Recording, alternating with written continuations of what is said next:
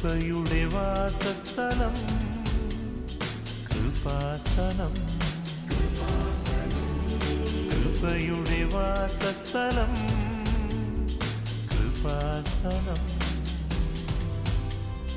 വേദനിക്കുന്നവർക്കെന്നും ആത്മധൈര്യത്തിനഭിഷേകം, വചനത്തിനഭിഷേകം, ആത്മസൗഖ്യത്തിനഭിഷേകം. വരുവിൻ നിങ്ങൾ യേശുവിൻ സന്നിധേ, അവനേകും സാന്ത്വനം. കൃപയുടെ വാസസ്ഥലം കൃപാസനം, കൃപയുടെ വാസസ്ഥലം കൃപാസനം.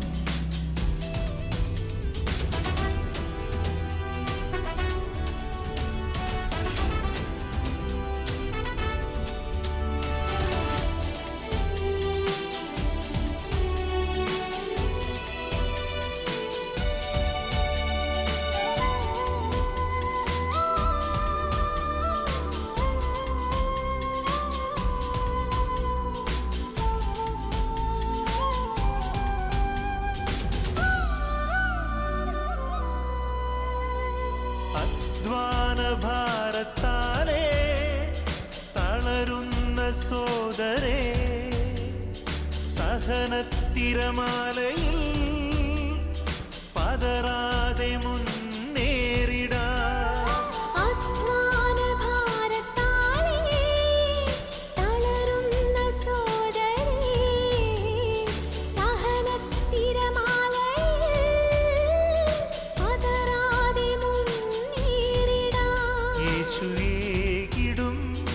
അഭിഷേകം സാന്ത്വനാഭിഷേകം, യേശുവേകിടും അഭിഷേകം സാന്ത്വനാഭിഷേകം. പരിശുദ്ധ പരമ ദിവ്യകാരുണ്യത്തിന് സ്തുതിക്കട്ടെ. ഹല്ലേലൂയ ഹല്ലേലൂയ ഹല്ലേലൂയ. യേശുവേ യേശുവേ യേശുവേ ഹല്ലേലൂയ ഹല്ലേലൂയ ഹല്ലേലൂയ യേശുവേ. ആരാധന ആരാധന ആരാധന ആരാധന.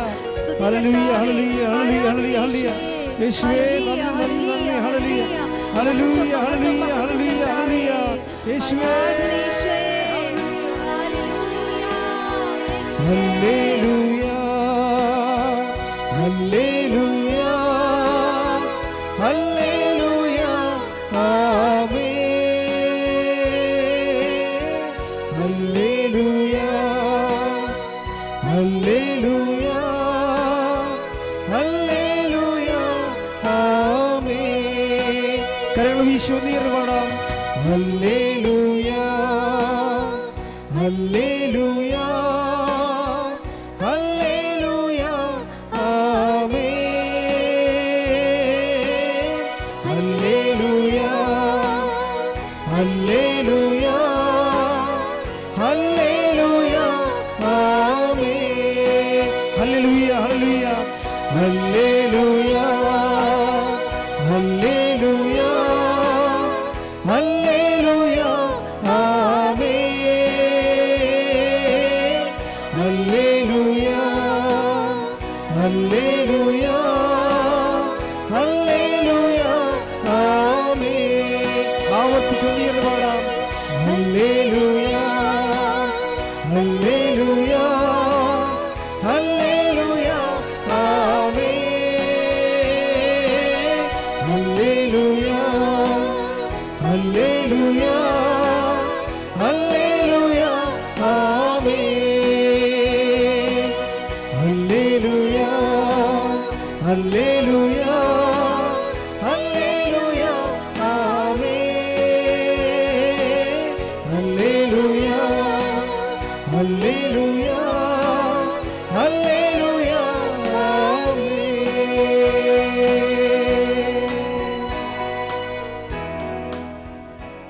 Praise the Lord. Praise the Lord. പരിശുദ്ധ പരമദിവ്യകാരുണ്യത്തിന് എന്നേരവും ആരാധനയും സ്തുതിയും പുകഴ്ചയും ഉണ്ടായിരിക്കട്ടെ. പരിശുദ്ധ പരമദിവ്യകാരുണ്യത്തിന് എന്നേരവും ആരാധനയും സ്തുതിയും പുകഴ്ചയും ഉണ്ടായിരിക്കട്ടെ. പരിശുദ്ധ പരമദിവ്യകാരുണ്യത്തിന് എന്നേരവും ആരാധനയും സ്തുതിയും പുകഴ്ചയും ഉണ്ടായിരിക്കട്ടെ. നമുക്ക് ഏറ്റു പ്രാർത്ഥിക്കാം. അമ്മേ പരിശുദ്ധമ്മേ, അമ്മേ പരിശുദ്ധമ്മേ, ദേവമാതാവേ, ദൈവമാതാവേ, കൃപാസനത്തിലൂടെ ഞങ്ങൾക്കും ഞങ്ങളുടെ ദേശത്തിനും അമ്മ മാധ്യസ്ഥം തേടി തന്ന എല്ലാ അനുഗ്രഹങ്ങൾക്കും കൃപകൾക്കും ഞങ്ങളിപ്പോൾ ഹൃദയം നിറഞ്ഞ നന്ദി പറയുന്നു. അമ്മേ പരിശുദ്ധമ്മേ, ദേവമാതാവേ, 2004 ഡിസംബർ 7 ഉച്ച കഴിഞ്ഞ് 2:30 കൃപാസനത്തിൽ സംഭവിച്ച അമ്മയുടെ പ്രത്യക്ഷപ്പെടലിനെ കുറിച്ച് തിരുസഭയ്ക്ക് സമർപ്പിച്ചിരിക്കുന്ന പഠനരേഖകളും ദൈവശാസ്ത്ര പ്രകാരമുള്ളതുമായ അന്വേഷണ പഠനം നടത്തി ആ പ്രത്യക്ഷപ്പെടലിലൂടെ പ്രകടമായ ദൈവമാതാവിന്റെ പ്രത്യേക കരുതലും സംരക്ഷണവും വെളിപ്പെടുത്തുന്ന പീഡിതരുടെ പ്രവാചകന്മാരുടെ വാഗ്ദാനത്തിന്റെ പേടകവും പ്രപഞ്ച പ്രകൃതിയുടെ മാതാവുമായ അമ്മയുടെ ഭക്തി തിരുസഭയിൽ കൂടുതൽ പ്രചരിച്ച് ജീവിതത്തിന്റെ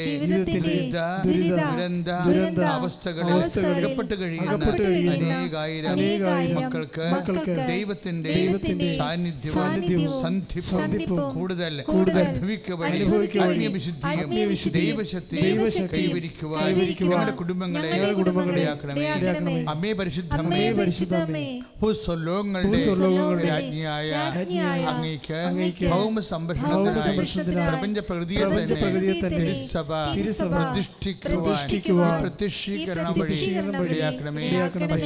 പരിശുദ്ധമ്മേ, ജപമാല മാതാവേ, സകല പ്രാർത്ഥനകളോടും ചേർത്ത് ഞങ്ങളിപ്പോൾ പ്രാർത്ഥിക്കുന്ന കുടുംബത്തിന്റെ പ്രത്യേക നിയോഗം സമർപ്പിച്ചുകൊണ്ട് പ്രാർത്ഥിക്കുക. ഉടമ്പടി വെച്ചിരിക്കുന്നവര് ഉടമ്പടി വെച്ച നിയോഗങ്ങളാണ്. ഉടമ്പടി വയ്ക്കാനിരിക്കുന്നവര് അവർ മനസ്സിൽ ഓർക്കുന്ന പ്രത്യേക ജീവിത ആവശ്യവും സമർപ്പിച്ചുകൊണ്ട് പരിശുദ്ധ അമ്മയുടെ മധ്യസ്ഥതയിലെ ദിവ്യകാരുണ്യ ഈശോയ്ക്ക് ഭക്തിപൂർവ്വം സമർപ്പിക്കുക.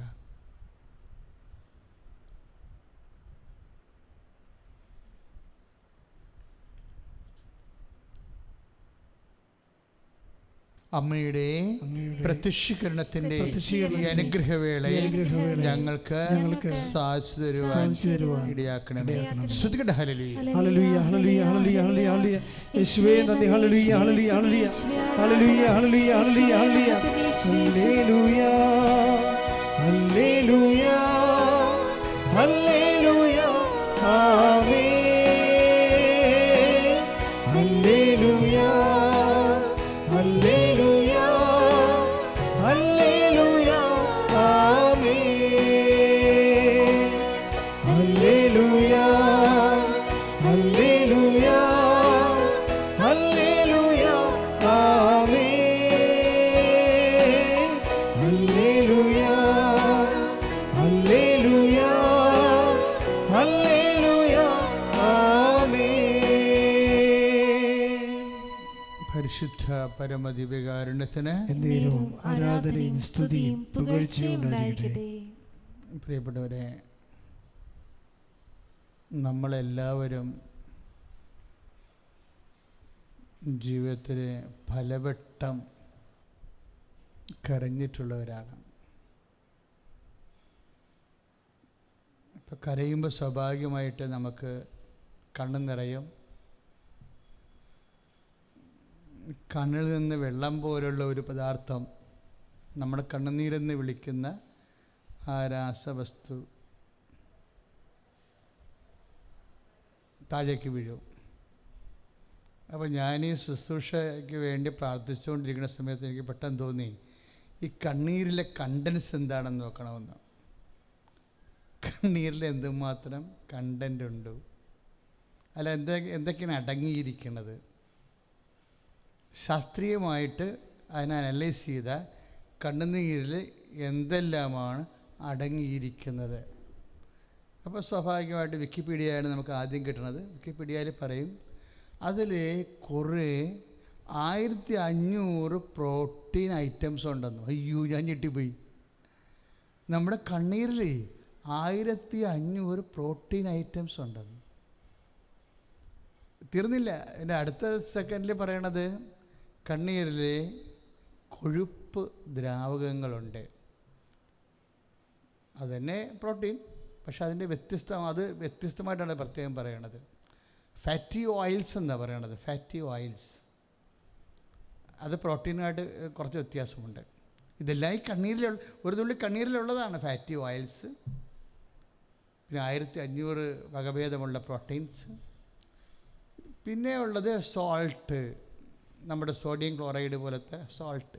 ക്ലോറിൻ്റെ അംശം ഉണ്ടാവും, സോഡിയത്തിൻ്റെ അംശം ഉണ്ടാവും. ഇതെല്ലാം ഈ കണ്ണീരിലുണ്ട്, ഒരു തുള്ളി കണ്ണീരിലേ.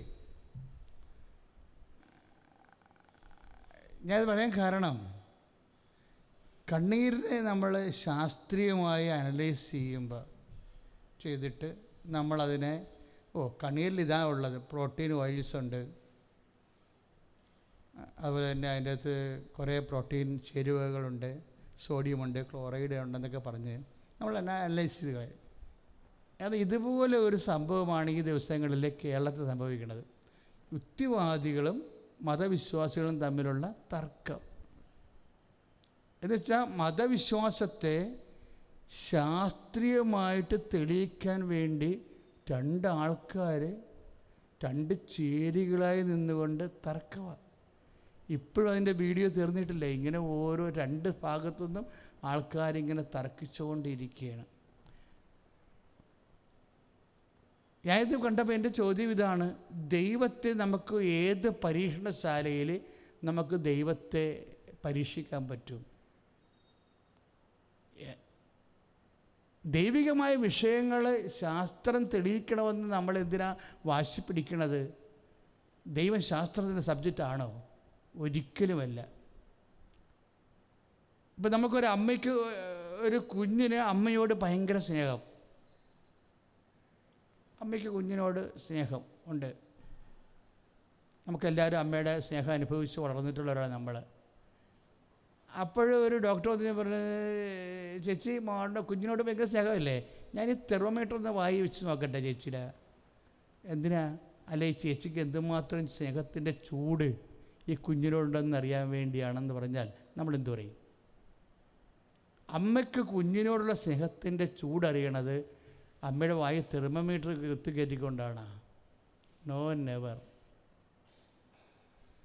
ആരും ഈ വിഷയം, അതായത് ദൈവ വിഷയം എന്ന് പറയുന്നത് നമ്മൾക്ക് ഈ വിശ്വാസം എങ്ങനെ കിട്ടിയതാണ്? നമ്മൾക്ക് നമ്മുടെ വിശ്വാസം എക്സ് ഓർ വൈ, ചിലപ്പോൾ ഹിന്ദു ആകാം, മുസ്ലിം ആകാം, ക്രിസ്ത്യാനിയാകാം. നമുക്ക് ഈ വിശ്വാസം എങ്ങനെ കിട്ടിയതാണ്? ചിലർ പറയും ഈ നമ്മളാരും ചിലപ്പോൾ ചിലർ പറയും ഈ വിശ്വാസം നമുക്ക് നമ്മളുടെ ബുദ്ധി ഉറക്കണ മുമ്പ് നമുക്ക് തന്നതാണെന്ന് പറയും. അങ്ങനെ വാദിക്കുന്നവരുണ്ട്. ശരിക്കും പറയും, ശരി, നമുക്ക് ഈ വിശ്വാസം എങ്ങനെ കിട്ടിയതാ? നമ്മുടെ അപ്പനിടയ്ക്ക് നിന്ന് അമ്മയിടയ്ക്ക് നിന്നും കിട്ടിയതാ, ഉറപ്പാണല്ലോ, അത് സംശയമില്ല. അതുകൊണ്ടല്ലേ നമ്മൾ ആ വിശ്വാസത്തെ തുടരണത്. ഇനി വിശ്വാസത്തിന് എതിരായിട്ടുള്ളൊരു അനുഭവം വരുമ്പോൾ ചില മനുഷ്യർ മാറുന്നതൊക്കെ നമുക്ക് കാണാം. അതൊക്കെ സ്വാഭാവികം നടക്കുന്ന കാര്യങ്ങളാണ്. പക്ഷേ ഈ അപ്പനും അമ്മയ്ക്കും നമുക്ക് തന്ന വിശ്വാസമാണിത്. ക്രിസ്ത്യൻസിനാണെങ്കിൽ പിന്നീട് സഭയിൽ നിന്ന് വ്യവസ്ഥാപിതമായ പഠനങ്ങളിലൂടെ അതാത് മതക്കാർ അവരുടെ സംവിധാനങ്ങളിലൂടെ വിശ്വാസം വളർത്തിയെടുക്കും. ഓക്കെ, നമുക്ക് ആദ്യം തന്ന അപ്പനും അമ്മയും ആണല്ലോ വിശ്വാസം തന്നത്. അതെങ്ങനെയാണ് അവർ നമുക്ക് തന്നത്? നമ്മൾക്ക് ആദ്യം പാല് തന്നതാരാണ്? അമ്മയാണ്, അല്ലേ? അത് കഴിഞ്ഞ ശേഷം നമുക്ക് വേറെ തരത്തിലുള്ള അമ്മയുടെ മുലകൂടി മാറിക്കഴിയുമ്പോൾ പിന്നെയും നമുക്ക് പാല് കിട്ടും, അല്ലെ? പശുവിൻ്റെ പാലൊക്കെ കിട്ടും. ആ പശുവിൻ്റെ പാല് നമുക്ക് ആ കുഞ്ഞ് കുടിക്കണത് ആ പാലിൽ എന്തെല്ലാം സംഭവം ഉണ്ടെന്ന് ശാസ്ത്രീയമായി പരീക്ഷിച്ച് നോക്കിയിട്ടാണ് കുഞ്ഞ് പാല് കുടിക്കണത്. ആ അപ്പനും അമ്മ നമുക്ക് തരുന്ന പാല്, പശുവിൻ്റെ പാലായാലും ശരി, അത് ആ കുഞ്ഞ് കുടിക്കണത് ആ പാലിൽ എന്തെല്ലാം കണ്ടൻ്റ് ഉണ്ട്, ലാക്ടോജൻ ഇത്ര ശതമാനമുണ്ട്, അതിൻ്റെ അകത്ത് കാൽഷ്യം എന്തുമാത്രം ഉണ്ട് എന്നൊക്കെ പരീക്ഷിച്ച് നോക്കിയിട്ടാണ് കുഞ്ഞ് പാല് കുടിക്കേണ്ടത്? അല്ല. അപ്പനും അമ്മയും പാല് പണ്ട് കുടിച്ചിട്ടുണ്ട്, അവർക്കറിയാം പാല് ബലമുണ്ടാക്കുന്നതാണ്. അതുപോലെ നമുക്ക് വിശ്വാസം പകർന്നു കിട്ടിയത്. ഞാൻ സത്യം പറഞ്ഞാൽ എൻ്റെ വിശ്വാസം മുഴുവൻ എൻ്റെ അപ്പൻ്റെ വിശ്വാസമാണ്. അപ്പൻ ദൈവദരിസ്ഥനിൽ നിൽക്കുന്നതും മുട്ടയിൽ നിൽക്കുന്നതും പ്രാർത്ഥിക്കുന്നതും ദേവാലയത്തിൽ പോണതും തിരിച്ചു വരുന്നതും ആ ഒരു ശനിയാഴ്ച വേലിപ്പത്തിൽ നിന്ന് ചെമ്പരത്തിപ്പ് പറിച്ചെടുക്കുന്നതും പരിശുദ്ധ അമ്മയുടെ മുമ്പിൽ കൊണ്ടുവന്ന് വെക്കണതും എന്നിട്ട് അവിടെ നിന്ന് പ്രാർത്ഥിക്കുന്നതും ചില സമയത്ത് ഉച്ച 12 മണിക്ക് നേരം അപ്പൻ കുറേ വിഷമത അനുഭവിക്കുന്ന ദിവസങ്ങളിൽ അപ്പം 12 തിരി വാങ്ങിച്ചിട്ട് ഉച്ച 12 മണിക്ക് നേരം രൂപത്തിലേക്ക് കത്തിച്ച് വെച്ചിട്ട് ഇങ്ങനെ ഒറ്റമുണ്ട് കൊടുത്ത് മുട്ടയിൽ നിന്ന് പ്രാർത്ഥിക്കുന്നത് ഞാൻ കണ്ടിട്ടുണ്ട്. ഉച്ച 12 മണിക്ക് പലപ്പോഴും. ഞാൻ ഈ വിശ്വാസം ഇവിടെ നിന്നാണ് ആർജിച്ചത്. ആ അപ്പൻ ആ പ്രതിസന്ധി ഘട്ടങ്ങളിൽ അപ്പൻ അനുഭവിച്ച വിശ്വാസത്തെ അനുവർത്തിച്ചുകൊണ്ട് അനുഭവം പ്രാപിച്ച് നമുക്ക് പകർന്നു തന്നതാണ്. നമ്മൾ വളർന്നു കഴിഞ്ഞപ്പോൾ നമുക്ക് മനസ്സിലായി അത് അപ്പൻ പറയുന്നതിനേക്കാൾ ശക്തമാണെന്ന്. എനിക്ക് അഭിമാനമുണ്ട്. അപ്പനേക്കാൾ വലിയ വിശ്വാസം എനിക്കുണ്ട്. പക്ഷേ നല്ല ശരിക്കും വിശ്വാസമുണ്ട്. ഞാനൊരിക്കൽ ഇസ്രയേലിൽ വെച്ച് ഞാൻ നിങ്ങളോട് പറഞ്ഞിട്ടുണ്ട്, എനിക്ക് വഴി മുട്ടിപ്പോയ സമയത്ത്, എനിക്ക് വഴി കാണാൻ പറ്റാത്തൊരവസ്ഥയിൽ അകപ്പെട്ടു പോയ സമയത്ത് അവിടെ ആരുമില്ല. എവിടെയാണ് വഴിയെന്ന് എനിക്കറിയാൻ പാടില്ല, എവിടെയാണ് വണ്ടി എന്നറിയാൻ പറ്റുന്ന കാലത്ത് ഞാൻ അമ്മയോട് പറഞ്ഞൊരു വാക്കുണ്ട്. അമ്മയെ ഞാൻ വിടത്തില്ലെന്ന് പറഞ്ഞു. ആര്? പരിശുദ്ധ അമ്മയോട്. കാര്യം എൻ്റെ ചങ്കർത്തനം പൊടിഞ്ഞിരിക്കുന്നു. കാര്യം ആ പ്രോഗ്രാം ക്യാൻസലായി കഴിഞ്ഞാൽ പിന്നെ ആ ദിവസം മൊത്തം പോവും. ഞങ്ങളുടെ കയ്യിൽ മൊബൈൽ പോലും ആ സമയത്ത് വർക്ക് ചെയ്യുന്നില്ല. ആളും അറിയാൻ പാടില്ല, ദിക്കും അറിയാൻ പാടില്ല, അകപ്പെട്ടു പോയി. അപ്പോൾ ഞാൻ അമ്മയോട് പറഞ്ഞാണ്, അമ്മയെ ഞാൻ വിടത്തില്ലെന്ന് പറഞ്ഞ്. എന്താ കാര്യം? ഞാൻ 24 മണിക്കൂർ അമ്മയെന്ന് പറഞ്ഞ് നടക്കുന്ന ആളാണെന്ന് പറഞ്ഞു. എൻ്റെ അമ്മേ, അതാ പ്രാർത്ഥന. അവിടെ വേറെ ഒരു പ്രാർത്ഥനയുമില്ല. അമ്മയെ ഞാൻ വിടത്തില്ല. കാരണം എന്താണ്? 24 മണിക്കൂർ ഞാൻ അമ്മയെന്ന് പറഞ്ഞ് നടക്കുന്ന ആളാണെന്ന് പറഞ്ഞു. അത് സത്യമാണത്. അല്ല, എന്തെങ്കിലും കൈമോശം വരുമ്പോൾ അമ്മയെന്ന് പറഞ്ഞ് നടക്കണമല്ല. 24 മണിക്കൂർ അമ്മയെന്ന് പറഞ്ഞ് നടക്കുന്ന ആളാണ് എന്ന് പറഞ്ഞപ്പോൾ എന്നാ പറ്റി? എൻ്റെ ബുദ്ധിപ്പോലും ഇല്ലാത്ത, ഓർമ്മയെപ്പോലും ഇല്ലാത്ത വണ്ടിയുടെ കളറ് അമ്മേൻ്റെ മനസ്സിൽ തോന്നിച്ച്. ദൈവവിശ്വാസം എന്ന് പറഞ്ഞാൽ എന്താ? എൻ്റെ ബുദ്ധിയിലാണ്. ഞങ്ങൾ വെളുപ്പിന് എഴുന്നേറ്റ് പോകുന്ന ആൾക്കാരാണ് ഹോട്ടലിൽ നിന്ന്. ആ വണ്ടി ഏതാണ്, വണ്ടിയുടെ കളർ ഏതാണെന്നൊന്നും എനിക്കറിയത്തില്ല.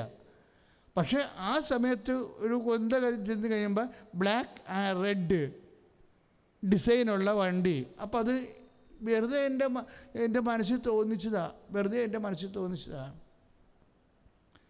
അപ്പോൾ ഞാൻ പറഞ്ഞു, സാറേ വണ്ടി ഇതാണ്. നമ്മൾ ഈ ജവമാല ചൊല്ലി കഴിയുമ്പോൾ, വിജയകുമാർ സാറാണ് എൻ്റെ കൂടെ ഉണ്ടായിരുന്നത്. ഈ ജവമാല ചൊല്ലി കഴിയുമ്പോൾ വണ്ടി നമുക്ക് മുമ്പിൽ വരും. കാര്യം ഞങ്ങളുടെ വണ്ടിയിൽ പോയിക്കൊണ്ടിരിക്കുകയായിരുന്നു. ഈ വണ്ടി തിരക്കിപ്പോവുകയാണ്. പക്ഷേ ഏത് ദിക്കാണ്, എവിടെ പോകണമെന്ന് ഡ്രൈവറിനോട് പോലും പറയാൻ ഞങ്ങൾക്ക് ദിക്കറിയത്തില്ല. അയാൾക്ക് ഞങ്ങളുടെ ഭാഷ അറിയത്തില്ല. പണിയായി. അപ്പോൾ ഇങ്ങനൊരു സന്നിഗ്ധമായ ഘട്ടത്തിൽ പറയണ ഇതാണ്, അമ്മ നമ്മൾ ജവമാല ചൊല്ലിക്കഴിയുമ്പോൾ വണ്ടി നമ്മുടെ കൈ മുമ്പിൽ കൊണ്ടുവന്ന് തരുമെന്ന്. അതുപോലെ തന്നെ ഇപ്പോൾ ഈശോ ദിവ്യകുർബാന എഴുന്നള്ളി ജീവനോടെ ഇരിക്കുകയല്ലേ. ഞാൻ പറഞ്ഞതിൻ്റെ അകത്തൊരു വാക്ക് പോലും തെറ്റില്ല. അതുപോലെ തന്നെ ആ ജവമാല ചൊല്ലിക്കഴിയുമ്പോൾ ഈ പറഞ്ഞ വെള്ളയും വിറഞ്ഞ കറുപ്പും ചുവപ്പും വെള്ളയും ചേർന്ന വണ്ടി ഞങ്ങളുടെ മുമ്പിൽ കൊണ്ടുവന്നിട്ട്, എത്ര 64 ഫീറ്റ് റോഡാണ്, ഇൻ്റർനാഷണൽ റോഡാണ്. അതിൻ്റെ ഇടയ്ക്കൂടി തലങ്ങും വിലങ്ങും പായുന്ന കൂട്ടത്തിൽ നിന്നാണ്, 10,000 വണ്ടികളുടെ കൂട്ടത്തിൽ നിന്നാണ് ആ വണ്ടി ഞങ്ങളുടെ മുമ്പിൽ എത്തിയത്. നമ്മൾ വിശ്വസിക്കുന്നത് ജീവിക്കണ ദൈവത്തിലാണ്. ഈ ജീവിക്കണ ദൈവത്തെ വിശ്വസിക്കുന്നവന് എന്തിനാണ് ശാസ്ത്രം? ശാസ്ത്രത്തിൻ്റെ പണി വേറെയാണ്. ദൈവമായിട്ട് ഒരു ബന്ധവും അതിനില്ല. ദൈവ അനുഭവമായിട്ടൊരു ബന്ധവുമില്ല. ഇന്നലെ ഞാൻ ഓർക്കുകയായിരുന്നു, പെട്ടെന്നിങ്ങനെ വീട്ടിൽ എൻ്റെ മുറിയിലിരുന്നുകൊണ്ട് ഞാൻ പല കാര്യങ്ങളെക്കുറിച്ച്, കുറേ കൃപാസനം പ്രോജക്റ്റുകൾ തീരാനുണ്ട്. ഇപ്പോൾ കൃപാസനം പ്രോജക്റ്റുകൾ തീരാനുള്ളത് കാരണം ഞാനതിൻ്റെ അതിലേക്ക് ഇടയ്ക്കൊക്കെ വെക്കുക അപ്പോൾ വിഷയം. അതിനുശേഷം പെട്ടെന്ന് ഞാനത് മനസ്സിൽ ഓർത്ത, പെട്ടെന്ന് മാതാവിൻ്റെ മടിയിൽ ഈശോ മരിച്ചു കിടക്കുന്ന ഒരു ദർശനം ഉണ്ടായി. മാതാവിൻ്റെ മടിയിൽ ഈശോ മരിച്ചു കിടക്കുന്ന ദർശനം. അപ്പോൾ ഞാൻ മരിച്ചു പോയിരിക്കുക. എന്നാലും ചോദിക്കാം, കർത്താവിനോട് ചോദിക്കാം. അപ്പോൾ എന്നെ സംബന്ധിച്ചോളം ദർശനം സ്വപ്നമൊക്കെ വന്നു കഴിഞ്ഞാൽ ആ സെക്കൻഡിൽ, പാരാത്രിയാണെങ്കിലും ശരി, ഞാൻ എഴുന്നേറ്റ് വചനം നോക്കിയിരിക്കും. കാര്യം ദൈവം നമ്മോട് സംസാരിക്കുന്ന ഏറ്റവും ശക്തമായ ഉപാധികളിൽ ഒന്ന് സ്വപ്നമാണ്, രണ്ടാമത് ദർശനമാണ്. പക്ഷേ ഇതിന് വ്യാഖ്യാനം പറയേണ്ടത് ആരാണ്? ദൈവമനസ്സ് പറയേണ്ടത് ആരാണ്? വചനമാണ്. നിങ്ങളങ്ങനെ ട്രെയിൻ ചെയ്യണം നിങ്ങളാ. കാര്യം ദൈവാനുഭവം എന്ന് പറയണത് നമ്മളീ പറയുന്ന സങ്കല്പമല്ല, അത് നമുക്ക് കണ്ടുകൊണ്ട് കാണാം, ചെവി കൊണ്ട് കേൾക്കാം, കൈകൊണ്ട് തൊടാം. അത്രയും ടാൻജിബിളാണ്. അപ്പോൾ എൻ്റെ മനസ്സിൽ ഞാൻ കുറച്ച് ഇപ്പോൾ പണ്ടത്തോടെ ഒരു പ്രോജക്റ്റ് ഉണ്ട്, അതിന് കുറച്ച് പ്രശ്നങ്ങൾ അവിടെ ഉണ്ട്. അതുപോലെ തന്നെ ഇവിടെ പുതിയ പ്രോജക്റ്റ് കൃപാസനത്തിൽ തുടങ്ങുന്നുണ്ട്. ഇപ്പോൾ എല്ലാത്തിനും പല വിഷയങ്ങൾ സാങ്കേതികമായിട്ട് വരുന്നുണ്ട്. ഇതെല്ലാം കുറിച്ച് ഞാൻ ഈ ദിവസങ്ങളിൽ എൻ്റെ പ്രാർത്ഥനയായിട്ടൊരു വിഷയം വരുന്നതല്ല. അപ്പോൾ പെട്ടെന്ന് ഈ പ്രാർത്ഥന മനസ്സിലോർത്തുകൊണ്ട് വീട്ടിലിരിക്കുന്ന എൻ്റെ മുറിയിരിക്കുന്ന സമയത്ത് പെട്ടെന്ന് ഈശോ അമ്മയുടെ മടിയിൽ മരിച്ചു കിടക്കണം. അപ്പോൾ ഞാൻ ഓർക്കും, ദൈവമേ എന്ത് ചെയ്ത് ഞാൻ മരിക്കുമായിരിക്കുമോ? എപ്പോഴായാലും നമുക്ക് ഈശോയുടെ അടുത്ത് പോകണം. അപ്പോൾ കുറച്ച് കാര്യം എനിക്ക് ചെയ്തു തീർക്കാനുണ്ട്. കാര്യം അതിന് എനിക്കൊരു വചനമുണ്ട്. കാര്യം 17:4 എൻ്റെ വചനം. എന്താണ്? കർത്താവേ, ഭൂമിയിൽ ഞാൻ അങ്ങയെ മഹത്വപ്പെടുത്തി, അങ്ങ് എന്നെ ഏൽപ്പിച്ച ജോലി ഞാൻ പൂർത്തിയാക്കിയെന്ന്. അപ്പോൾ ജോലി പൂർത്തിയാക്കാൻ നമുക്കൊരു അവകാശമുണ്ട്. ഇപ്പം നമ്മുടെ മക്കളെ കല്യാണം കഴിപ്പിച്ചിട്ടില്ല, അപ്പം നീ ദൈവത്തോട് പറയണം, അതെൻ്റെ ജോലിയാണ്, അതെനിക്ക് പൂർത്തിയാക്കണമെന്ന് പറയാം നിനക്ക്. അപ്പം നിൻ്റെ വീട് വെച്ചിട്ടില്ല, നിൻ്റെ കുഞ്ഞുങ്ങൾ വലുതായി വരുന്നു, അത് നിൻ്റെ ജോലിയാണ്, അത് നിനക്ക് പൂർത്തിയാക്കണമെന്ന് പറയണം നിനക്ക്. അതാണ് വചനമെന്ന് പറയണത്. അതായത് ഈശോ അങ്ങനെ പ്രാർത്ഥിച്ചതാണ്. അപ്പോൾ അതൊക്കെ പ്രാർത്ഥിക്കാൻ പാടില്ലെന്നില്ല. ഈശോ അങ്ങനെ പ്രാർത്ഥിച്ചതാണ്. 17:4 പ്രാർത്ഥിച്ചതാണ്. എന്താ പ്രാർത്ഥിച്ചത്? പിതാവേ, ഭൂമിയിൽ ഞാൻ അങ്ങയെ മഹത്വപ്പെടുത്തി. എങ്ങനെ മഹത്വപ്പെടുത്തി? അങ്ങനെ ഏൽപ്പിച്ച ജോലി ഞാൻ പൂർത്തിയാക്കിയെന്ന്. അപ്പോൾ ദൈവം എനിക്ക് കുഞ്ഞുങ്ങളെ തന്നിട്ടുണ്ടെങ്കിൽ അവരുടെ പഠനം, അവരുടെ ജോലി, അവർക്ക് മാന്യമായൊരു ജീവിത പങ്കാളിയെ കൊടുക്കുക, അവർക്ക് അവരുടെ സാറ്റിസ്ഫാക്ഷൻ ജീവിക്കാൻ ഒരു വീടുണ്ടാക്കി കൊടുക്കുക, എന്നെ പറ്റുന്ന എൻ്റെ കൊക്കിനൊതുന്ന രീതിയിൽ അവരെ സഹായം, അതെൻ്റെ ജോലിയാണ്. അപ്പോൾ അത് ദൈവത്തിൻ്റെ സന്നിധി പറഞ്ഞ കർത്താവ് നീയും പ്രാർത്ഥിച്ചല്ലോ ജോലി പൂർത്തിയാക്കാൻ, ഞാനും അങ്ങയുടെ ദൃശ്യത്തിന് പ്രാർത്ഥിക്കണം, എൻ്റെ ജോലി പൂർത്തിയാക്കാൻ എന്നെ അനുഗ്രഹിക്കണമേ. അതാണ് ഞാൻ പ്രാർത്ഥിച്ചത്. എൻ്റെ ജോലി പൂർത്തിയാക്കാൻ, അങ്ങനെ ഏൽപ്പിച്ച് ജോലി പൂർത്തിയാക്കാൻ എന്നെ അനുഗ്രഹിക്കണം ചോദിച്ചപ്പോഴാണ് പെട്ടെന്ന് ഈശോ അമ്മയുടെ മടിയിൽ ഈശോ മരിച്ചു കിടക്കണം. ഞാൻ പറഞ്ഞപ്പോൾ ഞാൻ ജോലി പൂർത്തിയാക്കുന്ന മുമ്പ് നീ എന്നെ തിരിച്ച് വിളിക്കുമായിരിക്കുമോ? എന്നാലും കുഴപ്പമൊന്നുമില്ല, നീ പൂർത്തിയാക്കിയാൽ മതിയെന്നും പറഞ്ഞുകൊണ്ട് ഞാൻ ഓട്ടോമാറ്റിക്കായിട്ട് ചെയ്യണ പരിപാടി വെച്ചാൽ അപ്പം തന്നെ വചനം എടുത്ത് നോക്കും. എന്താണ് ഈശോ ഈ ദർശനത്തിലൂടെ പറയണത്? എൻ്റെ മക്കൾ മനസ്സിലാക്കണം, നമ്മൾ ജീവിക്കണ ദൈവത്തിലാണ് വിശ്വസിക്കണത്. ജീവിക്കണ ദൈവത്തെ വിശ്വസിക്കുമ്പോൾ ജീവിക്കണ ദൈവം ഇതുപോലെ സംവേദനമെന്ന് പറയണത് ഈ അതായത് ബൈബിൾ കാലത്തുള്ളതല്ല, അതിനേക്കാൾ ശക്തമായിട്ടാണ് ഇന്ന് മനുഷ്യനോട് ദൈവം സംസാരിക്കുന്നത്. അപ്പോൾ ഞാനുടനെ ബൈബിളിൽ നോക്കി, കർത്താവ് നീ എന്താ പറയണത്? നോക്കിയപ്പോഴെന്നാ സങ്കീർത്തനമാണ് എൻ്റെ ഈ കിട്ടിയത്. ഞാൻ കണ്ണു തുറന്ന് നോക്കി, വലത് വഴി നോക്കിയപ്പോൾ 131 സങ്കീർത്തനമാണ്. 131 സങ്കീർത്തനത്തിലെ 2ാമത്തെ വാക്കിൽ കിടക്കുകയാണ്. എന്താ? നേരെ ബൈബിൾ തുറക്കേം കാണും 131 സങ്കീർത്തനം. അതിൻ്റെ 2ാമത്തെ വാക്ക് എന്താണ്?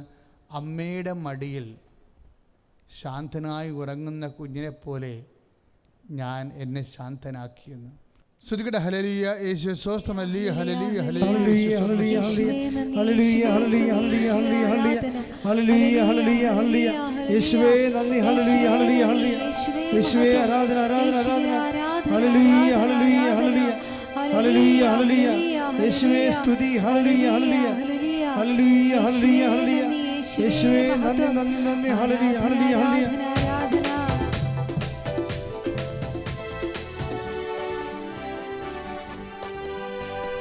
ഹല്ലേലൂയ, ജയം ഹല്ലേലൂയ, യേശു കർത്താവ് ജീവിക്കുന്നു. ഹല്ലേലൂയ, ജയം ഹല്ലേലൂയ, യേശു കർത്താവ് ജീവിക്കുന്നു.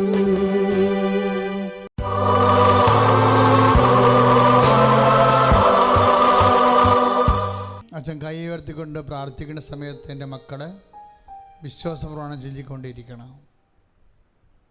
അച്ഛൻ കൈ ഉയർത്തിക്കൊണ്ട് പ്രാർത്ഥിക്കുന്നത് യേശുനാമത്തിലാണ് ഞാൻ കൈ ഉയർത്തുന്നത്. കൈ ഉയർത്തുക, കൈ നീട്ടുക, അതുപോലെ തന്നെ വടി ചൂണ്ടുക, അതൊക്കെ വിശുദ്ധ ഗ്രന്ഥത്തിൽ ദൈവം വെളിപ്പെടുത്തിയിട്ടുള്ള ദൈവസാന്നിധ്യവും ശക്തിയും ഉറപ്പുവരുത്തുന്ന ചില പ്രാർത്ഥനാ രൂപങ്ങളാണ്. അച്ഛൻ കൈ ഉയർത്തി പ്രാർത്ഥിക്കുമ്പോൾ എൻ്റെ സഹോദരങ്ങൾ നിങ്ങളുടെ ശരീരത്തിലെ രോഗമുള്ളയിടത്തൊക്കെ അവിടെ റെഫർ ചെയ്യുന്ന രോഗമനുസരിച്ച് കൈകൾ മാറ്റി വെച്ചുകൊണ്ട് കർത്താവിൽ നിന്ന് കരഞ്ഞു വിളിച്ച് പ്രാർത്ഥിച്ചുകൊണ്ട് ഉപവാസത്തോടെ പ്രാർത്ഥിച്ചുകൊണ്ടേയിരിക്കണം. ശ്രുതികട ഹല്ലേലൂയ, യേശു സ്തോത്രം, ഹല്ലേലൂയ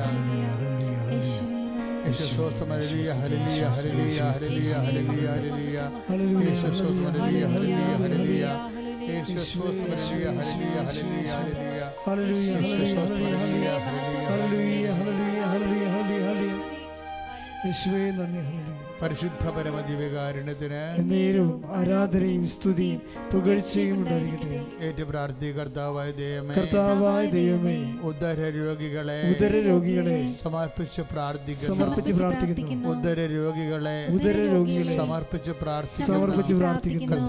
കർത്താവേ, ഉദരത്തിലുണ്ടാകുന്ന പുണ്ണുകള്, ഉദരരോഗങ്ങള്, കുടൽ രോഗങ്ങള്, കർത്താവേ, രോഗങ്ങള്, വിശപ്പില്ലാത്തവരെ, ഈശോയെ, ഊട് പൊട്ടി പഴുപ്പ് വരുന്നവരെ, അതേപോലെ രക്തസ്രാവ രോഗികളെ, കിഡ്നി രോഗികളെ ഒക്കെ നീ സ്പർശിക്കണമേ കർത്താവേ. രോഗികളെ, ഫിസ്റ്റുല രോഗികളെ ഒക്കെ നീ സ്പർശിക്കണമേ കർത്താവേ. അങ്ങയുടെ വിശുദ്ധമായ വലത് കരത്താൽ ഉദരഭാഗങ്ങളെ, ഉദരത്തിലെ രോഗമുള്ള ഭാഗങ്ങളെ സ്പർശിക്കണമേ യേശുവിന്റെ നാമത്തിൽ. മാരക രോഗങ്ങളെ യേശുവിന്റെ നാമത്തിൽ ഈ നിമിഷം സൗഖ്യമാകട്ടെ. ഹല്ലേലൂയ ഹല്ലേലൂയ ഹല്ലേലൂയ ഹല്ലേലൂയ ഹല്ലേലൂയ ഹല്ലേലൂയ ഹല്ലേലൂയ. യേശുവേ ആരാധന ആരാധന. ഹല്ലേലൂയ ഹല്ലേലൂയ ജയം ഹല്ലേലൂയ. യേശു കർത്താവ് ജീവിക്കുന്നു. ഹല്ലേലൂയ ജയം ഹല്ലേലൂയ. യേശു കർത്താവ് ജീവിക്കുന്നു. യേശു കർത്താവ് ജീവിക്കുന്നു. ഹല്ലേലൂയ യേശുവേ ആരാധന. ഹല്ലേലൂയ ഹല്ലേലൂയ ഹല്ലേലൂയ ഹല്ലേലൂയ. യേശുവേ നന്ദി. ഹല്ലേലൂയ ഹല്ലേലൂയ ഹല്ലേലൂയ ഹല്ലേലൂയ. യേശുവേ സ്തുതി. ഹല്ലേലൂയ ഹല്ലേലൂയ ഹല്ലേലൂയ. യേശുവേ യേശുവേ